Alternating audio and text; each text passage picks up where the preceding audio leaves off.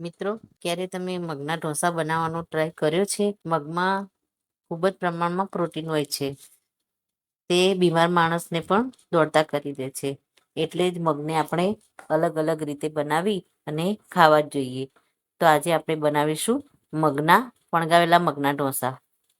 તો મિત્રો, આ ઢોસાની રેસીપી જોવા માટે છેક સુધી તમે મારા વિડીયો સાથે જોડાયેલા રહેજો. નમસ્તે મિત્રો, સ્વાગત છે તમારું મારા વિડીયોમાં. મિત્રો, આજે આપણે બનાવીશું પલાળેલા મગના ઢોસા. તો એના માટે મેં મગને પૂરી રાત પલાળી દીધા છે અને સવારે ધોઈ અને લઈ લીધા છે. એનું પાણી બધું નિતારી દીધું છે. આપણે મિક્સરમાં મગને એડ કરી દઈશું. આ એકદમ હેલ્ધી ઢોસા બની અને રેડી થશે. મિત્રો, તમે પણ આ રીતે ઘરે જરૂરથી બનાવો. બાળકોને પણ ખૂબ જ ભાવશે. મગ આપણે એડ કરી દીધા. હવે આદુ આપણે એડ કરીશું. આદુ એક મીડિયમ સાઈઝનું આદુ લીધું છે, એને આપણે આની અંદર એડ કરી દઈશું. એની સાથે 2 થી 3 લીલા મરચાં લીધા છે, એને પણ આમાં એડ કરી દઈશું. અને જરૂર પૂરતું પાણી એડ કરી અને ઢોસા જેવું આપણે બેટર રેડી કરી દઈશું. મિત્રો, ખીરું આપણે અધકચરું પીસી લીધું છે. એમાં આપણે થોડી હળદર એડ કરી દઈશું અને ફ્રેશ લીમડાના પાન આપણે એડ કરી અને હવે આપણે એને ફાઇનલ પીસી લઈશું. મિત્રો, બેટર આપણું રેડી થઈ ગયું છે.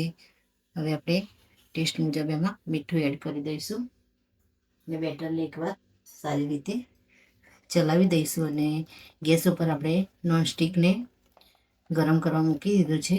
નોનસ્ટિક ઉપર તેલ લગાવી અને એને સાફ કરી ઢોસાનું ખીરું આપણે ઉપર પાથરી દઈશું.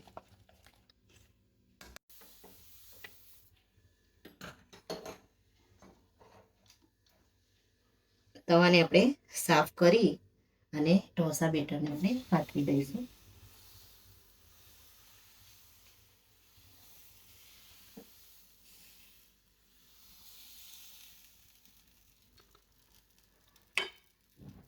નીચેની સાઈડ સરસ રીતે આપણે શેકાવા દઈશું. મિત્રો, ઢોસો સરસ એવો નીચેની સાઈડ થઈ ગયો છે. આપણે ઉપર થોડું તેલ લગાવી લઈશું અને કોઈ બી મસાલો તમે એના ઉપર લગાવી શકો છો. આપણે ચોળાફળીનો મસાલો આની ઉપર પાથરી દઈશું.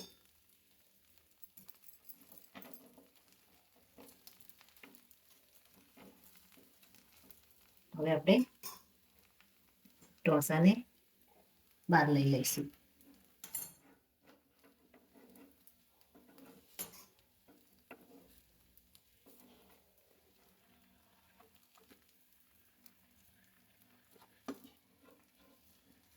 ઢોસો આપણો સરસ એવો ક્રિસ્પી બની અને રેડી થઈ ગયો છે.